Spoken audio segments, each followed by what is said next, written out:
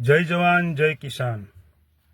મિત્રો, ગઈકાલે એક મુદ્દો સામે આવ્યો, જેમાં ભેસાણ તાલુકાના વિસડ હડમતિયા ગામે એક ગરીબ માણસના ડેલા આડો, એક ગરીબ બેનના ડેલા આડો એટલે કે હલાણ આડો ભાજપના લોકો દ્વારા બેલાની વંડી કરી દેવામાં આવી, બેલાઓ ખડકી દેવામાં આવ્યા અને એ ગરીબ માણસનું હલાણ બંધ કરી દેવામાં આવ્યું।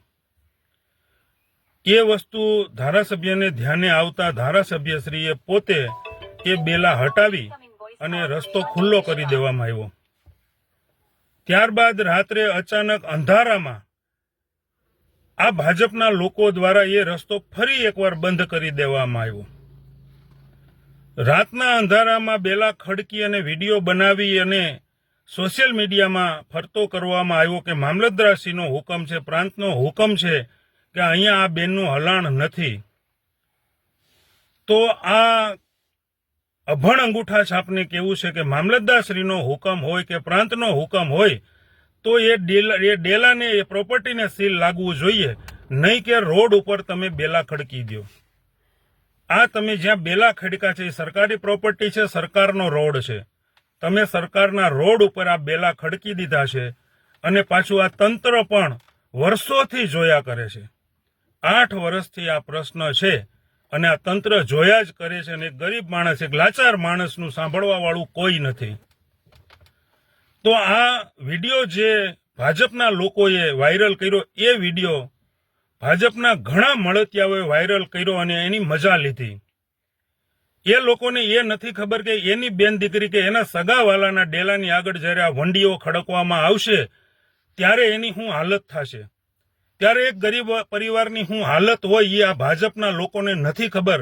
આને તો માત્ર એટલી જ ખબર છે કે એના આકા પૈસા આપે છે અને પૈસાના જોરે એને સોશિયલ મીડિયા ચલાવવાનું છે। અરે એ વાત તો દૂરની છે, પણ કોંગ્રેસના પણ અમુક લોકો આ વિડીયોને શેર કરી અને મજા લે છે। હવે કોંગ્રેસ વિરોધ પક્ષમાં છે કે ભાજપની સાથે બેઠી છે, ભાજપના ખોળામાં બેઠી છે, એ કંઈ સમજાતું નથી। આવા કોંગ્રેસના અમુક લોકોને આ ભાજપવાળા પૈસા દે અને પોતાનું સોશિયલ મીડિયા ચલાવવા માટે જ આ પૈસા દેતા હોય છે અને ભાજપના ખોળામાં બેસી અને આ સોશિયલ મીડિયા ચલાવે છે। ગરીબ લોકોની આ લોકોને કંઈ દેખાતું નથી। આમ તો ગૃહમંત્રી બહુ ફાંકા ફોજદારી કરે છે કે દાદાનું બુલડોઝર તો ચાલશે જ। તો ગરીબ લોકોના જે રોડ રસ્તા ઉપર મકાન આવતા હોય અથવા તો 2-4 ફૂટ દબાણ હોય તો દાદાનું બુલડોઝર તરત ત્યાં ચાલી જાય છે। તો દાદાના બુલડોઝરને આ નથી દેખાતું કે પોતાના જ મળતિયાઓ, પોતાના જ ભાજપના લોકોએ રસ્તો દબાવી દીધો છે અને કોઈનું હલાણ બંધ કરી દીધું છે। તો અહીંયા દાદાનું બુલડોઝર ક્યાં જાય છે? પણ આ નહીં દેખાય, કારણ કે ભાજપના માણસો છે એટલે એ બધા દૂધે ધોયેલા હોય અને સાચા જ હોય। પણ કાંઈ વાંધો નહીં, ગરીબો માટે, નાના માણસો માટે, ખેડૂતો માટે, મજૂરો માટે, રત્ન કલાકારો માટે લડવા માટે જ આમ આદમી પાર્ટી અને ગોપાલભાઈ ઇટાલિયા નીકળ્યા છે। ત્યારે અમે પણ એક જાહેરાત કરીએ છીએ કે આજ સાંજ સુધીમાં, આજે તારીખ 28/7/2025, આજ સાંજ સુધીમાં તંત્ર દ્વારા જો એ બેલા ઉઠાવવામાં નહીં આવે, એ બેનનો રસ્તો ખુલ્લો કરવામાં નહીં આવે તો આવતીકાલે સવારે એ બેલા ત્યાંથી ભરી લેવામાં આવશે અને જે પણ કાયદા વ્યવસ્થાની કાયદો ખોરવાય એની તમામ જવાબદારી પોલીસ તંત્રની અને ભાજપની રહેશે। અમારે એ બેલા કાંઈ ઘરે નથી લઈ જવા કે અમારે અહીંયા હાલવા નથી જવું, પણ આ અન્યાય છે, અન્યાય સામે લડવું એ અમારો હક અને ફરજ છે।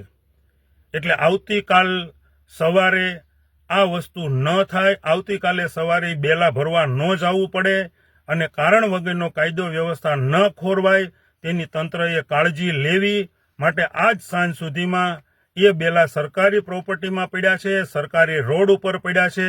તો તંત્રને વિનંતી છે કે આજ સાંજ સુધીમાં એ બેલા ભરાઈ જવા જોઈએ, નહીતર આવતીકાલે સવારે 9 વાગ્યે વિસડ હડમતિયા ખાતે જઈ અને એ બેલા ફેરવવા નથી, પણ એ બેલા હવે ભરી લેવા છે। જેને જે થાય એ કરી લેવાની છૂટ। હવે લડી લેવું છે, લડી લેવું છે ને લડી લેવું છે આ ભ્રષ્ટ ભાજપ સાથે અને આ ભ્રષ્ટ તંત્ર સાથે। હવે કોઈ લેવા દેવા નથી, માત્ર ને માત્ર ગરીબો સાથે ન્યાય કરવો, વંચિતો સાથે ન્યાય કરવો આ જ અમારી ફરજ છે અને આ અમે નિભાવવાના છીએ। તો તંત્રને વિનંતી છે કે જેટલું બને એટલું ઝડપથી આ કાર્ય કરવા વિનંતી। જય હિન્દ, જય જય ગરવી ગુજરાત.